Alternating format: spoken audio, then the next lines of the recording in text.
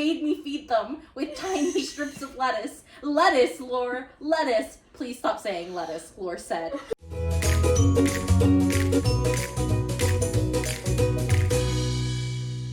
Hi, lovelies. Hey, friends. Hey, comrades. I'm Grace. I'm Gabby. I'm Jack. And we are the Book Bugs. So today we are doing our third in our book upload, reading each other's favorite books. And we have gotten to my favorite book today, Lore by Alexandra Bracken. I'm very excited because these two both finished this book like yesterday, so they have very fresh opinions on it. This morning, I'm sorry. They finished it within the last 24 hours pretty much. So I'm very eager to hear what their pressing opinions are because it's like very fresh in their minds still.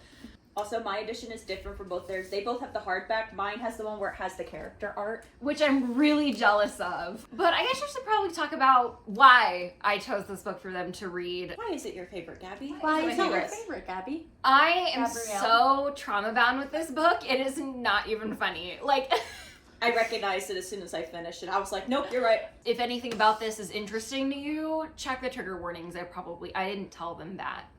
Yeah. I should have. Editing Listen. Gabby, can you put just a list right here in front of my face of all of the triggers for anyone who might be interested in reading this book? Like, just like scroll it down. Thank you. Yeah, Gabby. That's my bad. Gabby. Why didn't you tell me, Grace? Should have given me the trigger warning for Gabby's favorite book. I learned about the same time as Whatever, Jack did, Grace. so I don't know. Okay. I'm totally innocent in all this. But anyways, yeah, this has been my favorite book since it came out in 2021. I was going through a lot in my life when I found this book, so this gave me like a couple of days of just absorbing myself in a story, but also just because I found a lot of the characters to be really lovable, really relatable. This book actually also inspired what I'm working on right now. It was one of the few things that has heavily inspired my creativity. This book makes me feel very emotional. I'm very thankful for this book. I have a lot of love for it. Live, laugh, lore. Live, laugh, lore. I love that. Live, laugh, lore. Shall we dive into the lore of lore? Why is no one having a good time? I specifically requested it. I'm already regretting giving them this book. I should have given them Silver in the Bone. So, let's do star ratings, because I'm still so curious. Jack, you just came up with your star rating. What I might that did. It takes me a while to come up with them. I'm giving this a solid 4 out of 5. 3.75 out of 5. Yeah, and as we discussed off camera, as we were talking about what each of our star ratings mean, so typically if I give something like 3 stars, I always round down, because either you make it or you don't. So because lore is 3.75 on Goodreads, I gave it 3, which I already told you this off camera, it means mediocre. So I didn't think it was boring, but it's also not like I would read it again. It was just a mediocre read. This is my 5-star read, and I probably wouldn't read it again because it is truthfully a very tough book to get through. I cried a lot. Because I know definitely for me there was one part in the book where I knew something triggering was about to happen. I didn't know that it was going to happen. So I had to like put the bookmark in, set it down, grab some food, put my blanket around me and go. So let's start with favorite characters and least favorite characters. Who did we like and dislike, Jack? You know, even though we've done the same questions for all 3, I haven't thought about it. We can popcorn back to you. Go back to me. Go Grace. to Gabby. Go to Grace first. I liked Vaughn. Just because immediately when I like read him and how he interacts, I was like, oh, this man gay. Like, I knew Lauren Castor were gonna get together, and I knew that Van and Miles were gonna get together. I was sus of Athena, but I had high hopes for her, but you know, that happened. But I would say Van and Castor were my favorites. Castor, interesting. Okay. Yeah. I also thought of him as like the golden retriever boy, so that's why I also thought of him as one of my favorites. What do you think, Jack? I think I had 2 favorite characters. Mm-hmm. Castor, actually, I definitely agree. I like Miles a lot because it's like that was the character through which we got to know the world. Like, Yeah. I actually wrote it down just like as like a writing thing because a lot of times they have the main character be the newbie to this magical world so that we're able to like learn and understand the rules of the world through the eyes of the main character. An example would be Harry Potter for the viewers who don't know.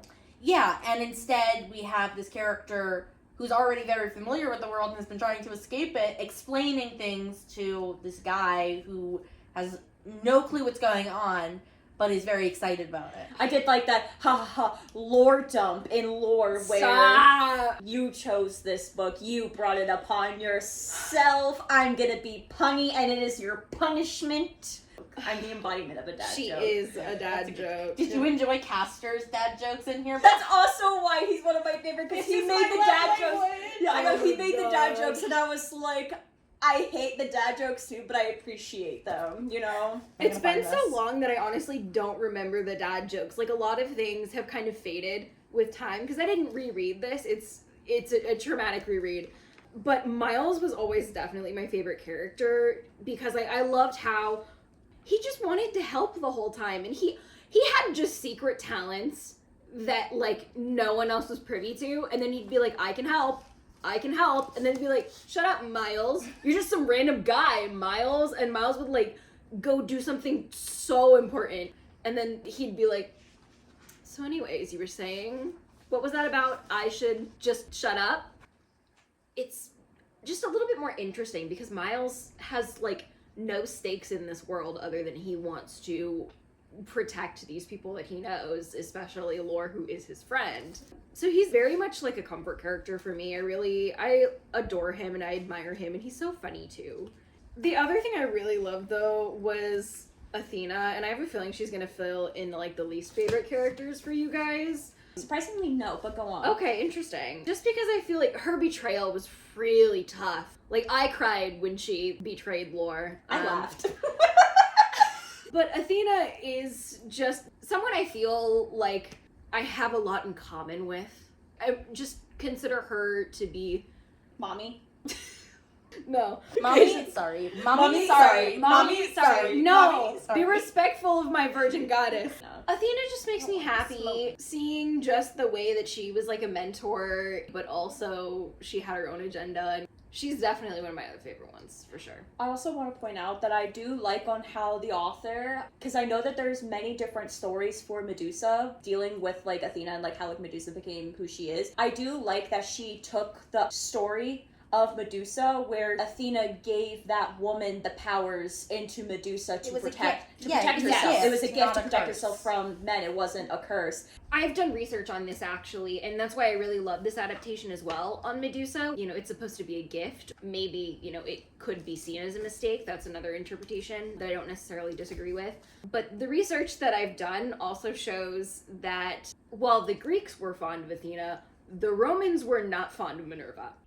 Hi, Editing Gabby here. I just wanted to clarify that point because I double checked my sources and I was incorrect on that point. The Romans have never mentioned that they hated Minerva as far as I can find. And Ovid, the creator of the modern Medusa myth as well as the myth of Arachne that we all know, he was implied throughout the years to potentially hate Minerva and some of the gods, but there's not actually any proof for that. It's just kind of people took the negative light of his stories and assumed, oh, well, he hates them. So there's not actually any proof of that. It just happened to be the stories that he told. Favorite moments. Oh, we're not doing least favorite characters. Oh, yes, I'm sorry, least favorite characters. Least favorite. So it would be a post-return to the Agon world lore pre-Athena turning on her. So that little snippet where she's really angry and rage-filled all the time. Lore, what you doing, ma'am? Agree with that. I have a lot. I was like, Lore, stop it. Lore, stop it. Lore, stop. Listen to your friends, Lore. My least favorite characters. Iroh Odysseus. Belen Cadmau, he was a little bitch boy. Bitch boy Belen. The Reveler, because he was annoying. Take a shot every time Grace finds a character annoying. Artemis, because she was really annoying. Did not like her. Hermes / Gil was okay. He was just a guy. He was just an old guy. He's just a guy. You Yes. aren't gonna have to fight, though. Huh? How dare you say that about Artemis? I I sobbed so hard. She did not have to go out that way. I laughed. Artemis was one of, like, is outside of it, like, in Greek mythology, I really like Artemis. But I also understand they made She it was clear so that it was, like, broken. She was broken, and it was like Apollo was the other half to her soul. They were born together, and it was like They should they have are each died other's together. halves. They were supposed to die. She together. doesn't Yeah. know how the fuck she's supposed to live on right now. It's like, Yeah. what do you do? She's had that festering for 7 years. That, to me, was like the most heartbreaking death. And I knew it was coming the whole time, but then it got there, and I was like, I don't want to be here anymore. Okay, I'm gonna be toxic for a moment, but that kind of sounds like a her problem. That's not my problem. She needs to get over her grief, okay? People I die can every fix day. her. The only thing I feel like I really hated in this book, talking about characters, fuck Zeus, because he's very much still painted as, like, The asshole. no, he's, like, not painted Painted- enough as the asshole. Painted as like the good guy for doing this, even though it's kind of like you're doing this to your kids, dog. Yeah, and I mean, Do this to your kids, dog. his kids did some pretty fucked up shit. Yeah. Apollo, especially, creating a plague because they weren't being worshipped anymore. That's when you step in and be a parent. Come on, Daddy Zeus, be daddy, come on. And it's like, how did you have a point to not get rid of Hera as well, your wife, who you do not like at all? Who's also your sister. Favorite moment? This is gonna be fucked up for me to say this, but anytime when a character died because it was funny, Stop! Oh my god. I do think that Athena's redemption of her sacrificing herself to give her life to Lore, I really liked Cass and Lore's not first kiss, but their second kiss. That was really cute. Oh, I loved when Miles was like, you know what, fuck this, and then he goes and kisses Vaughn, and I was like, yeah, I was waiting! I was like, yeah, Miles! Mm-hmm. Get it, bitch!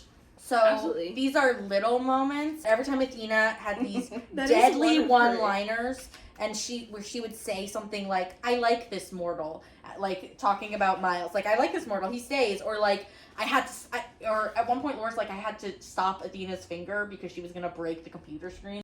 So is it any wonder people are afraid of technology? Technology! At So one much. point, I literally just said, like, iconic next to something that she said because it was so funny to me, and I can't find it. There's one moment where Lore, in the beginning, Lore says something to Castor and is like, "I don't trust you," or whatever, and Lore's like, "I don't need a lecture image choice, I'm living with it." And Castor's like, "Whatever," and she's like, "You still want to come?" And it says, "Loki sent her cut Lore to the quick. Am I supposed to just let you die? You wanted me to heal her, so I'll heal her." And it reminds me of this quote from Doctor Who, 12th Doctor, where Clara betrays the Doctor. You Doctor Who fans know what I'm talking about. And Clara's like, "Why are you helping me? I betrayed you." And he's like, "You really think I care for you so little that betraying me would make a difference?" And it just reminded me of that. There were a lot of little lines that reminded me of, like, songs and shit. And then this other moment comes in a conversation and a flashback that Melora has with her father. Not even the Spartans were Spartan, Melora. It's not always the truth that survives, but the stories we wish to believe. The legends lie. They smooth over imperfections to tell a good tale, or to instruct us how we should behave, or assign glory to the victors and shame those who falter. Perhaps there were some in Sparta who embodied those myths. Perhaps. But how we are remembered is less important than what we do now. If there were once heroes, they are all gone now. Only the monsters remain. I just really like that. It's a really Slide. beautiful line. It is a great line.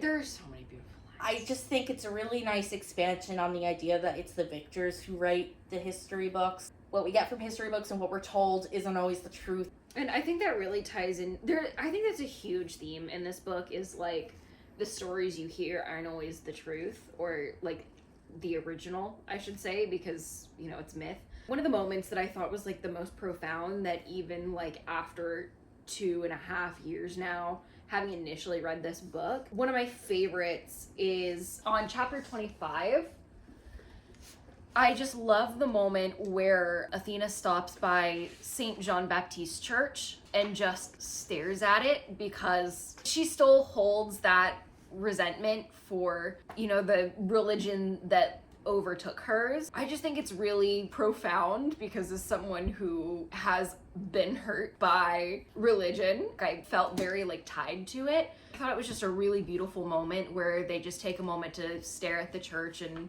recollect on the past. That's something that I love that Athena does, is because it leads to a lot of really deep conversations. We mentioned Medusa, But another one that I love towards the end of the book, on page 338, is when Athena finally realizes and admits she'd forgotten what it felt like to actually be a mentor and that she missed it and enjoyed it. Because if I remember correctly, this is just before she immediately stabs Lore in the back. Yep. So it's interesting because I definitely think that there was truth to what she said. I think she does feel that way, and she was happy to spend that time with Lore, and it was a very close and sweet moment with them. She had to be clever about what she did, but that didn't mean it necessarily wasn't true, and so it still really resonated with me, and that's definitely my other favorite moment. She had priorities, man. She had priorities. I respect it. Lore deserved to be bamboozled in that moment, okay? Gotta take care of myself. Gotta take care of number one. Hold on. Athena's Lord, my you're number bestie. one. Athena, love her. She's my favorite character. Lore did not deserve to be bamboozled. Let's be clear. It was the bamboozling that made Lore suck, because Athena was purposefully misguiding her. That was what really pissed me off about Athena, which is why I hated Athena, but also I understand her motives, so I couldn't really hate her. I just felt sorry for her. And then I really hated Lore because she did have that other voice right there. She had the other voices, but she decided to give in to the rage because she was more alluring to her. I have a lot of thoughts about this book. Well, the rage was comforting. It was the only thing that she knew. I know. That's why I she kept, gave it that's to all it she was her willingly. shield. I knew. Which is why she loves to fight people all the fucking time. But she had, like, the other love right there, and she was choosing that. Like, She was choosing We hate tend over to love. cling on to the Was she- negativity more than the positivity, so I feel like there's definitely something to be said there that, you know, Lore, she sees this comfortable negative and thinks that it's, you know, it makes more sense to follow this, or Oh, I it's know. just more comfortable to her to I- follow The it. power of positive thinking. If you know, you know. I wrote that down a lot, that she was using, like, her anger as a shield, and that's all she knew how to wield, so that's all she was wielding, even though, and that's why she kept choosing it, and I got that, but Athena was manipulating her into that, and she was ignoring all the nice voices, which was what really pissed me off. Not just pissed me off, not at the like, you know what I'm trying to say. Yeah, no, absolutely. I just really loved, like, the duality of Athena as a character, how she could be so conniving at one point, and be so morally gray, but at the same time feel so, like, genuine and, like, motherly at the same time, and, like, mentor Lore. She might not have always had the best, you know, the best in mind for Lore, but I don't think that made her entirely disingenuous. And I think it's that moral grayness of Athena that's done really, really well. What didn't you like about this book? I just didn't like where just out of the blue Lore was just like telling her like trauma story to Athena. This was just me personally, but if there was a part of the book where I could put it down and stop, like if I finish a chapter and I could put it down and stop and like walk away from it for like 5 minutes, I did. I took that opportunity. Which, personally, to me, it's usually not a good sign, because if I can read at least, like, 2 or 3 chapters in a row without, like, taking a break, that's a very good sign. But if I can almost take a break at every single chapter... Do you think it was because there was a disinterest, or do you think it was because that each chapter was at, like, a specific stopping point to where you felt like you know, didn't have to rush back to it? It just felt like there wasn't enough stuff where there was enough of a cliffhanger or something to, like, keep me hooked on. Okay. This is just me personally. I will admit there were some stuff where I was like I remember I texted you where I was like, oh, I'm like a couple chapters into part 3, because I think like the previous 2 nights while I was reading this, I actually stopped at part 2. I stopped at part 1 because I only read the prologue and then went to bed. But then the ending of part 2 before going into part 3, I was like, oh shit, wait, I'm actually curious about this. So then I read a couple chapters ahead into part 3. And then I was actually curious to keep going, but then it went back to the, okay, I can take a break here, go talk to my roommate, or go on my phone for a bit, watch a YouTube video, and then panic because I wanted to finish it last night, and I would have finished it a lot earlier if I didn't get distracted so easily. I am not a fan of violence. That's one of my things with horror movies. I won't watch them if they have too much violence. It makes me nauseous. This was a very violent, all the time. very graphic book, and I think it was necessary, and I understand it wasn't like it didn't have a purpose. It served its purpose. It's just not something that's to my taste. Honestly, I kind of forgot about the level of graphic detail, like, throughout the entire book. I remembered the negative emotions, especially surrounding Artemis's death, because that one was very brutal. But I forgot, because, fun fact, for those of you who didn't know, this is a Disney Hyperion book. And this does not feel like it's Disney Hyperion. It book. feels mature enough for an adult audience, which is crazy. Well, that was actually a question I had. Is this YA or is this adult? It's YA. For me, reading this, and It should have been like, adult. I get why it is YA. It's because the protagonist is 17 instead of like over the age of 18, which is when they make it adult or new adult or whatever. But this book was dense. I normally am able to tear through books, and that's not a problem for me. This book took me many hours to read, and that's not a bad thing, but it was dense. And It was a lot to wasn't digest. expecting. It was a lot to digest, and you had to take pauses and be like, oh, wow. Mm-hmm. That was also another reason why I kept putting it down, is because of all of the stuff. Yeah. It was not only like the cliffhangers weren't hanging me off the cliff enough. Cliff? I don't fucking But know. it's heavy. Um, Yeah, it's but it's all- absolutely heavy. Yeah, it's heavy, yeah. I do normally read like lighter books, and so you said there wasn't enough cliffhangers. I felt there wasn't enough downtime and moments in between, and moments that weren't so actiony. I get really overwhelmed by the level of high stakes and high tension and high action all the time. And that's kind of what this book was. And again, it was necessary. They were on a very short timeline. They had a lot they needed to get done. I mean, they were facing down gods. And they had a week to do it. And not only that, but this is a standalone, which means everything Yes. has to happen within this Yes. book. Yeah, which is very valid. It's just like that's not the kind of thing I normally read. I tend to read Mm-hmm. things that are a lot later, a lot easier, like just a lot easier. Lighthearted is what I tend to read. I'll give it credit. It is very fast paced, and I do appreciate that. It's very fast paced because, like I said, it's a race against time. Mm-hmm. It's very high stakes, but it was also very heavy, so it weighed down the fastness of it. Okay, it's like if Sonic the Hedgehog gained like 800 pounds. He couldn't be weighing on the other side 20 pounds. 800 pounds? Yeah, because then he 100 times his body. No, wait, 40 times his body weight? I think he'd be dead. You know what I mean? It's like I the know, fable I with the know. tortoise and the hare No, where I they combine gotcha. and have a hybrid, you know, because you have the fast and then That's the slow. that's not the fable. Abilities where one is slow and heavy, but the other one is fast. So then if you combine them, that's what kind of like Just lore is say with its if skills. a rabbit and a turtle fucked. Those were her words, not mine. It's 1 a.m. We're at a warehouse in the middle of nowhere. Just kidding. We're in my apartment. I can go to bed right after this. They can't. Also, for those of you who didn't know, Laura's currently being adapted for the big screen. That's very No shit. exciting. Yeah. So do we have any other final thoughts? Oh, something that I found really funny was, you know how throughout the entire book, so while they were trying to look for like the Aegis and stuff like that, I was very much paying attention to every time when they were like, Lore, where is it? And then she goes, I don't have it. And as soon as she said, I don't have it, I was like, okay, that's suspicious. Okay, you don't have it. I believe you don't have it. She has it stuffed in a wall somewhere. No, She I has believe that it she doesn't in have a it. garbage bag in the sewer. No, Let's yeah, talk no, about but that. funny how every time when someone asks her where is it, she specifically answers, I don't have it, not I don't know where it is. She says, I don't have it.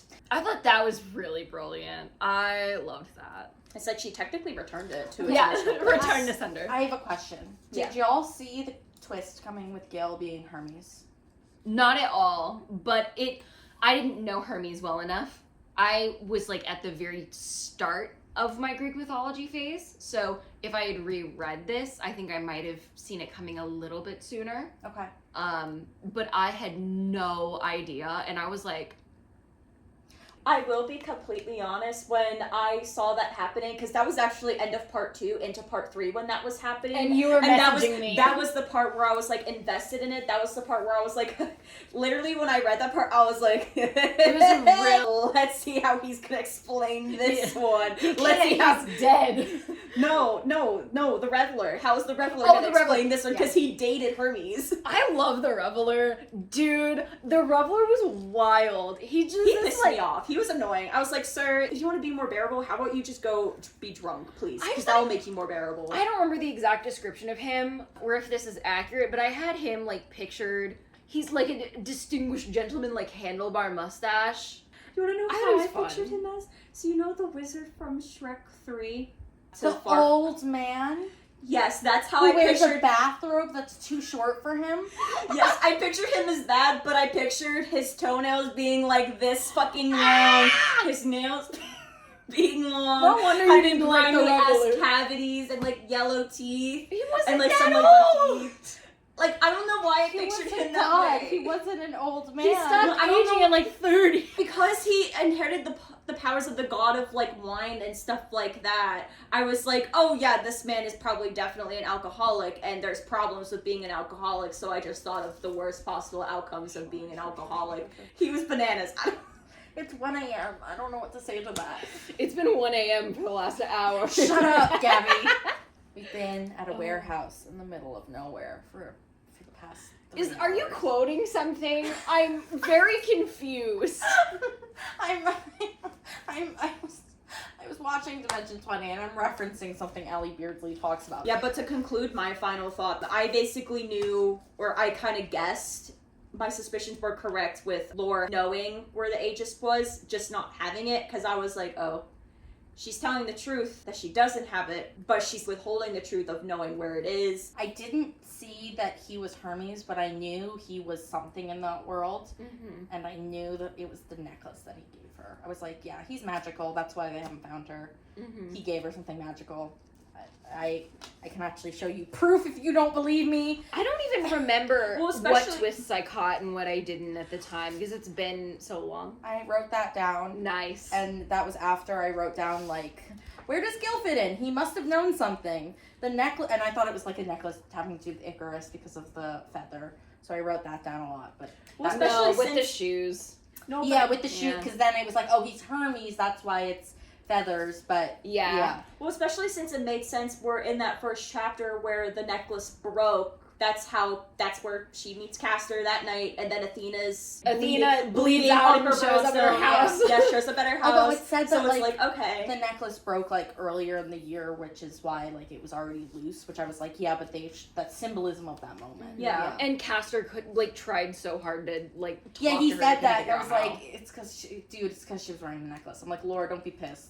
This is on you, man. He was You also were wearing a magical shield. he was also like very young. He was like He was like baby. He was 9. 12. He was 12. He was He 12 was when he died, 12. Leave him alone, okay? Like he was so Same young. age as me, by the way. He was so baby. Like he was so tiny. But Laura was also baby, and she had to go through all that trauma alone. She was Yeah. babyer. That's why she found Grandpa Gilman. Good old Grandpa Gil. Hermes. Good old Hermes. I have one final question before we There's close another out. GH, Gil Hermes. Gabby and Gabby's last name. Don't Gil is my her. grandfather.